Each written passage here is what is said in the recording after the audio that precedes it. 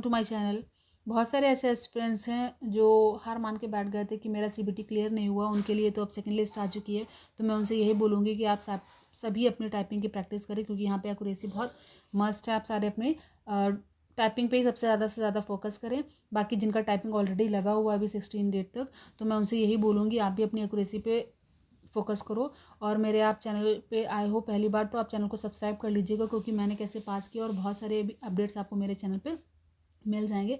बाकी यहाँ पर टाइपिंग के बाद क्या हो रहा है, इसका क्वेश्चन आ रहा था बहुत सारा। तो टाइपिंग के बाद आपका डॉक्यूमेंट वेरिफिकेशन होगा, जिसमें आपके डॉक्यूमेंट्स देखे जाएंगे। आपका ओरिजिनल आईडी आप अपना लेके जाओगे, 10th की मार्कशीट, 12th की मार्कशीट, फिर आपका डोमिसाइल सर्टिफिकेट, कास्ट सर्टिफिकेट, ये सारी चीज़ें आपकी वहाँ पर देखी जाएंगी। कास्ट सर्टिफिकेट का एक पॉइंट बताना चाहूँगी कि जो फॉर्मेट नोटिफिकेशन में दिया था ना, उस नोटिफिकेशन में अगर आपके पास है तो बहुत अच्छी बात है। मैं एक बार आपको दिखा देती हूँ।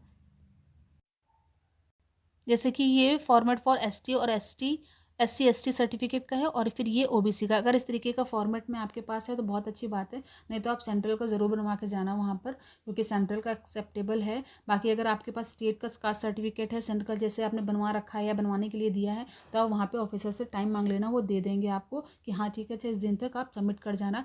क्योंकि एक दो एक्सपीरियंस का ऐसा हुआ है, इसलिए मैं आपसे बता रही हूँ। बाकी ये डिपेंड करेगा वहाँ जहाँ पे आपका सेंटर गया वहाँ के ऑफिसर पे, क्योंकि हर ऑफिसर एक जैसा नहीं होता है। कुछ मूडी होते हैं, कुछ बहुत अच्छे होते हैं, तो बात मान भी लेते हैं, समझते हैं उस बात को। तो आप लोग अपना बात कर लेना ऑफिसर से वहाँ पर कि आपको वो टाइम दे दें। बाकी अगर आपका कोई भी और डॉक्यूमेंट कंप्लीट नहीं, तो आप देख लो, सारे डॉक्यूमेंट्स कंप्लीट होने चाहिए। आपको फोटोग्राफ्स अपनी कम से कम 5 से 6 लेकर जानी होंगी, क्योंकि वहाँ टाइपिंग के समय भी लगेंगी आपकी फ़ोटोग्राफ्स। इसलिए मैं बोल रही हूँ कि आप फोटोग्राफ्स तो अच्छे से लेकर जाना, passport size.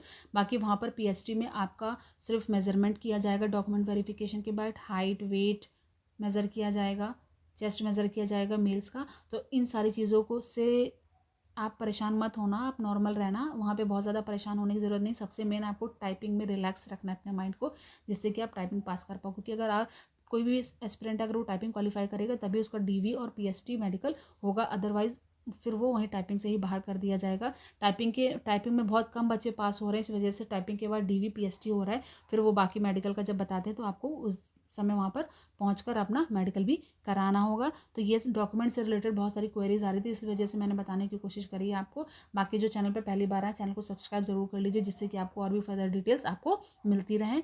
Please like share and subscribe my channel. Thank you.